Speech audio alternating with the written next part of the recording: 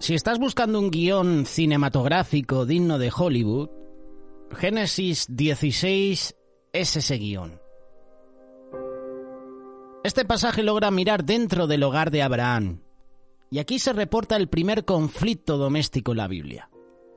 En este reparto tenemos 3 protagonistas: Abraham, Sara y, para completar este triángulo amoroso, Agar, la otra mujer.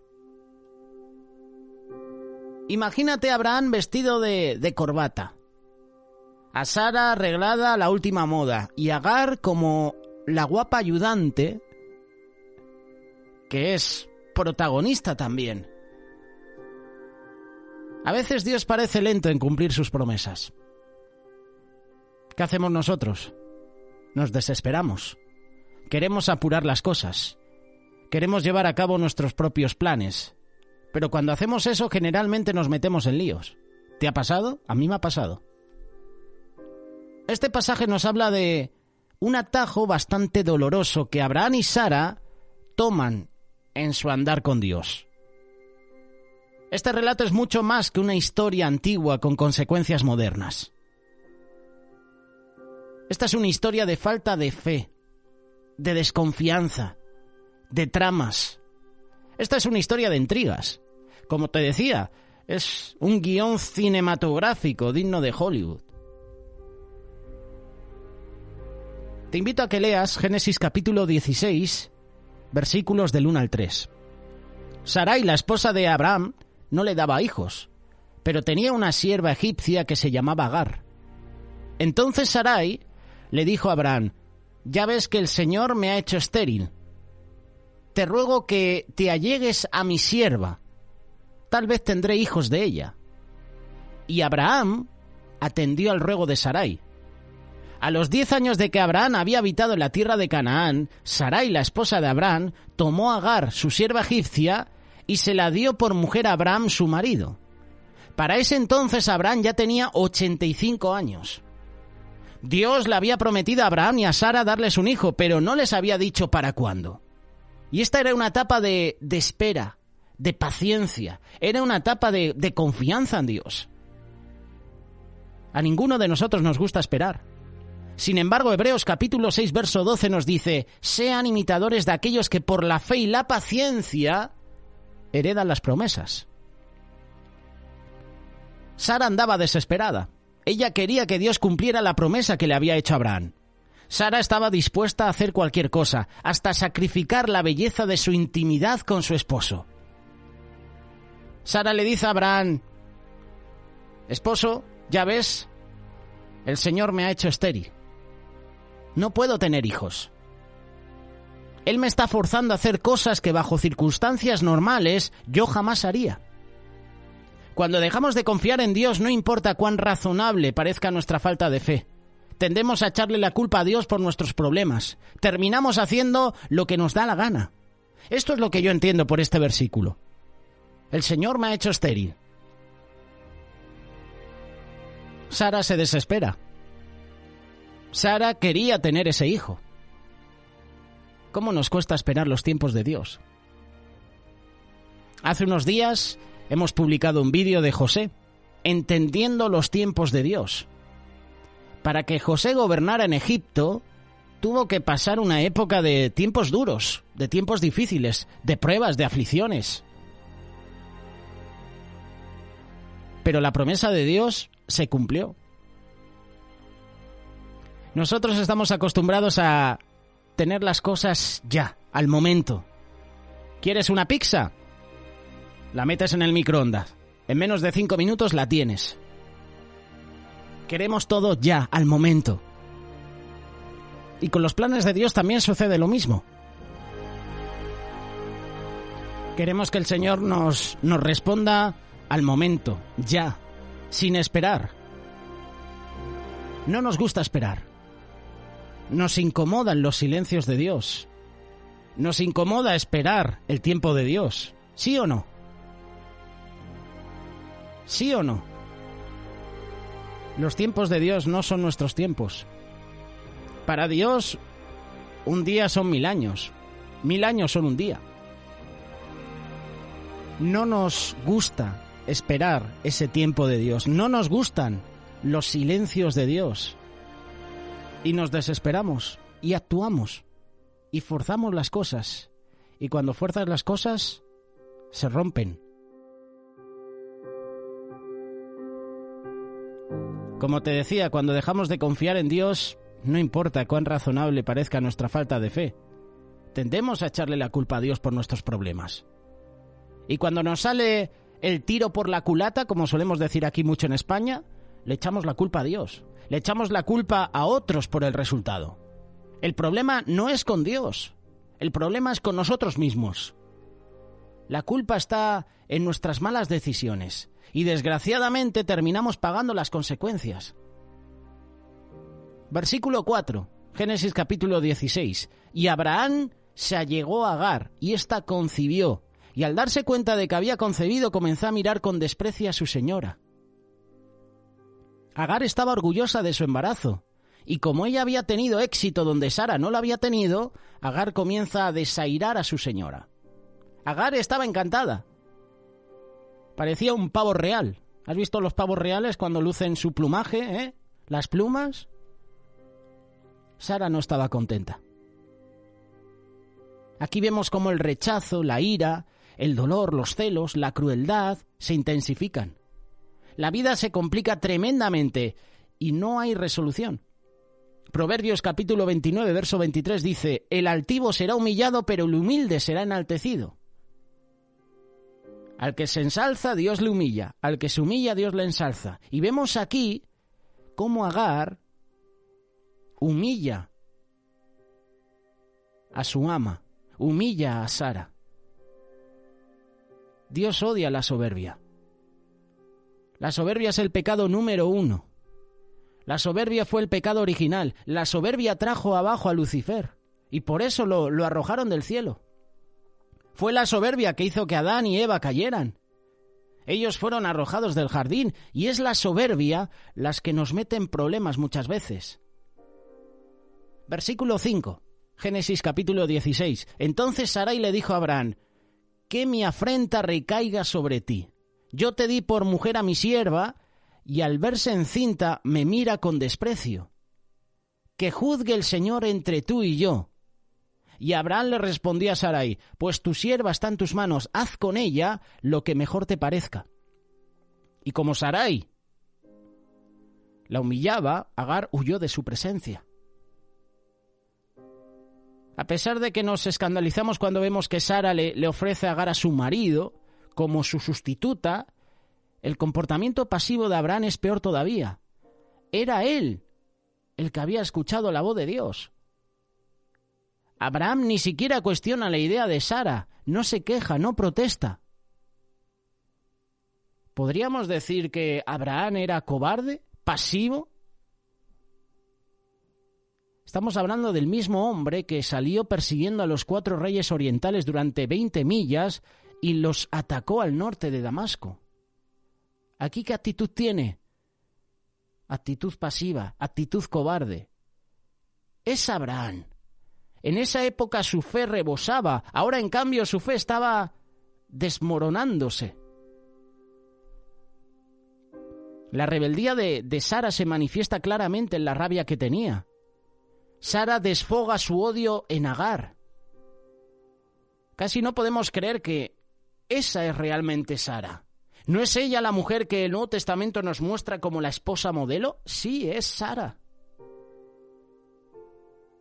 ¿Es esta Sara resentida, airada, tiránica, la misma esposa modesta, fiel y sumisa que hemos llegado a conocer? Sí, es ella, pero qué engañoso es el corazón. ¿Cómo nos puede traicionar en cosas tan insignificantes?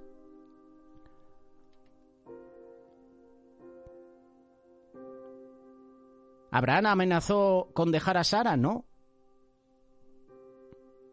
¿Cuál era el problema? Su empleada se estaba dando aires. La estaba mirando mal.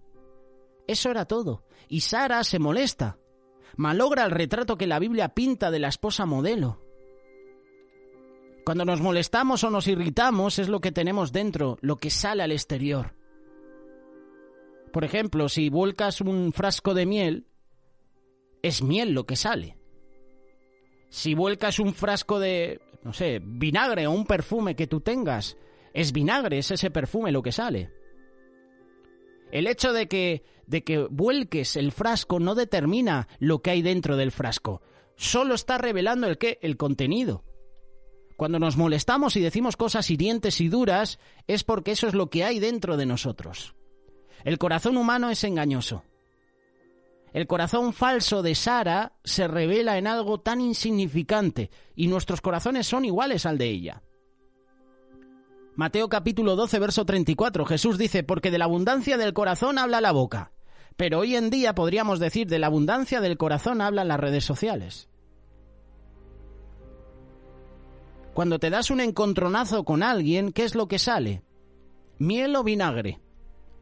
¿Miel o otro producto? ¿Qué sale? ¿Dulzura o amargura? Las decisiones a lo loco nunca salen bien. Cuando Dios te dice que esperes, espera. ¿Estás en ese tiempo de espera? Espera entonces. Abraham y Sara no esperaron el tiempo de Dios y actuaron conforme a sus propios deseos. ¿Qué sucedió? Que Abraham tiene un hijo con Agar y de Agar sale Ismael, que es la descendencia árabe. ¿Sabes la decisión que tomaron, verdad? Abraham y Sara, ¿no? Vaya decisión. Hoy sigue en guerra Ismael e Isaac. Hoy sigue habiendo guerras entre el pueblo de Israel y los pueblos vecinos. Para que veas un poquito la decisión que tomó Abraham y Sara. Génesis capítulo 16, verso 7. Pero el ángel del Señor la encontró junto a un manantial en el desierto, que es el manantial que está en el camino a Sur, y le dijo, Agar, sierva de Sarai, ¿de dónde vienes y a dónde vas? Y ella respondió, estoy huyendo de Sarai, mi señora. Lo que me llama la atención de este versículo es que Dios la llama Agar. Él conoce su nombre. Él afirma que ella es la empleada de Sara, la sierva. Dios no solo sabe quién es ella, sino también a qué se dedica. Dios sabe exactamente quién eres tú. Él sabe cómo te llamas. Él sabe todo acerca de ti. Y el ángel del Señor le dijo, regresa con tu señora y ponte en sus manos. Además, el ángel del Señor le dijo, voy a multiplicar tu descendencia. Llegarán a ser tantos que no podrán ser contados. Y el ángel del Señor también le dijo, tú has concebido y darás a luz un hijo, le pondrás por nombre Ismael, porque el Señor ha oído tu aflicción. Será un hombre indómito, luchará contra todos y todos lucharán contra él. Como el Señor le había hablado, ella le dio este nombre, tú eres el Dios que ve. ¿Acaso no he visto aquí también al que me ve? Esta es la primera vez que la frase el ángel del Señor aparece en la palabra de Dios. Y la palabra traducida ángel significa mensajero. A través de las Escrituras vemos que los ángeles nunca aceptaban adoración. Pero como el ángel del Señor sí recibe adoración aquí, sabemos que no es un ángel cualquiera. El ángel del Señor no es nada menos que nuestro Señor Jesucristo, preencarnado. Ese es el punto de vista que yo tengo. El ángel del Señor no es nada menos que nuestro Señor Jesús. Lo que los teólogos llaman teofanía, o para ser más específicos, cristofanía. Esto es típico de Jesús, de aparecerse no a un hombre, sino a una mujer. De aparecerse no a la que está buscando la fe, sino a la que se está apartando. ¿Sabes lo que te digo? Con razón la palabra de Dios nos dice que Jesús es el buen pastor, quien deja las 99 ovejas para encontrar a la oveja que estaba perdida. Agar estaba perdida. abandonó el rebaño. Lo más lógico sería que Jesús se quedara con las 99, pero ese no es el corazón de nuestro pastor. Él va tras la que se había perdido. Él va tras Agar, él va tras tuyo, tras mío. Dios quería bendecir a Agar. Pero antes de que ella pudiera recibir esa bendición, ella tenía que regresar al camino de bendición. Y esto no lo podía hacer corriéndose, como dicen nuestros hermanos latinos, del lugar donde Dios la había puesto. Si tú has tomado una vuelta equivocada en la dirección de tu vida, como muchas veces hacemos, lo que tienes que hacer es regresar al punto donde hiciste mal. Volver a comenzar. El hijo pródigo hizo lo propio, hizo lo mismo. Entró en sí y dijo, con lo bien que estaba en casa de mi padre. ¿Sabes lo que voy a hacer? Me voy a humillar, voy a volver, le voy a pedir perdón a mi padre. Vuelva al padre. Vuelva a comenzar. Dios le promete a Agar que su hijo Ismael sería padre de una gran nación, y el nombre Ismael significa Dios oye. Y al darse ese nombre al hijo de Agar, Dios le estaba diciendo que él escucha el lamento del afligido. Y en este pasaje, Dios nos revela uno de sus nombres en hebreos, el Roí, que significa el Dios que te ve. No existe un lugar tan desolado en el que no puedas encontrar a Dios. Cuando Agar huye al desierto, ella se sentía totalmente sola, desamparada. Pero Agar se encuentra con Jesús en ese lugar desolado. Y a razón de su encuentro con Dios, Agar cobra fuerzas para regresar con su patrona. En medio de sus dificultades, Agar se da cuenta que el Roí, el Dios que te ve, estaba velando por ella. Él tenía un plan para bendecirla. Él tenía un plan para bendecir a su hijo, y Dios tiene un maravilloso plan para tu vida también. Yo me imagino a Abraham, qué contento se pondría al ver llegar a Agar del desierto. Agar dio a luz un hijo de Abraham y éste le puso por nombre Ismael. Agar da a luz al primer árabe. Los árabes se convertirían en una nación de hombres feroces, hostiles. Se convertirían como en el aguijón para el pueblo de Dios. ¿Qué se iban a imaginar Abraham y Sara? Que ese atajo que tomaron comenzaría un conflicto que duraría milenios y que cantidades de sangre serían derramadas. Y es que el conflicto sigue aún hoy en día. La persecución a Israel se sigue presentando todos los días. Los árabes no pueden ver al pueblo de Israel. Y esto seguirá. ¿Hasta cuándo? No lo sabemos, pero esto seguirá. ¿Te das cuenta que Dios te ve en este momento? Al igual que Dios vio a Agar en el desierto, Él te ve tal como eres. Él ve de dónde vienes y a dónde vas. Él ve lo que haces. Él lo ve todo. ¿Estás teniendo problemas económicos? ¿Has perdido tu trabajo? ¿Se te están amontonando las cuentas, las deudas? ¿No sabes cómo las vas a pagar? ¿Tu matrimonio se está desmoronando? El Dios que te ve, te escucha. Dios sabe exactamente lo que va a pasar en tu vida. Cada paso en tu camino ya ha sido trazado ante sus ojos. Él es el Dios que te ve. ¿Tienes dudas y miedo en tu corazón? Dios ya tiene la respuesta. ¿Hay obstáculos en tu camino? El Dios que te ve ya los ha visto y tiene la solución. ¿Te sientes sola? ¿Te sientes dolida?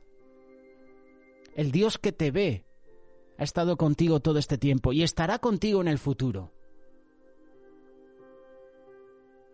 ¿Quién es este Dios que va al encuentro de esta sirvienta desterrada? ¿Quién es este Dios que va a tu encuentro en tu momento de soledad?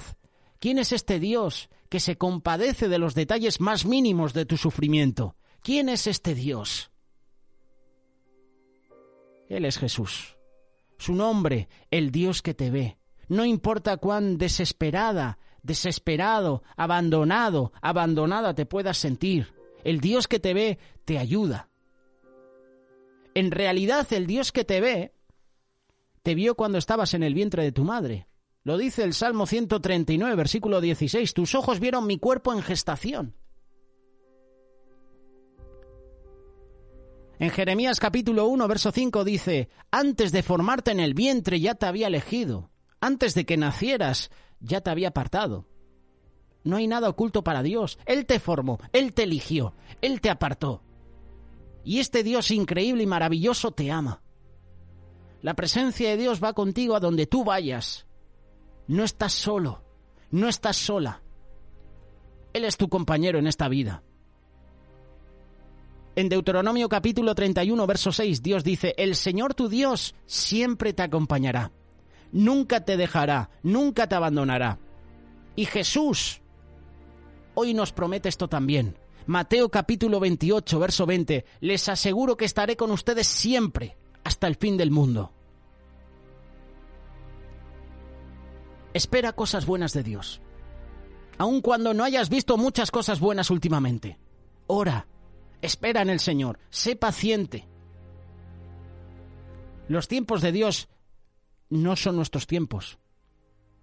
Dice la palabra de Dios: mis pensamientos no son tus pensamientos, mis caminos no son tus caminos. Tus tiempos no son mis tiempos. Espera en el Señor y verás lo que Dios puede hacer. Y verás cómo te consuela. Y verás cómo te bendice. Qué consuelo saber que en medio de nuestros problemas, en medio de nuestras dificultades, el Dios que te ve está siempre contigo. ¿Tú lo crees? ¿Crees esta palabra? ¿Crees que el Dios que te ve está contigo en todo momento, en todo lugar? ¿Lo crees? Adórale. No te apartes de su camino. Búscale cada día. Entrega tu matrimonio, entrega tu familia a Él. Y ya verás cómo el Señor actúa. Y ya verás cómo las cosas cambian. El Dios que te ve está contigo. No lo olvides.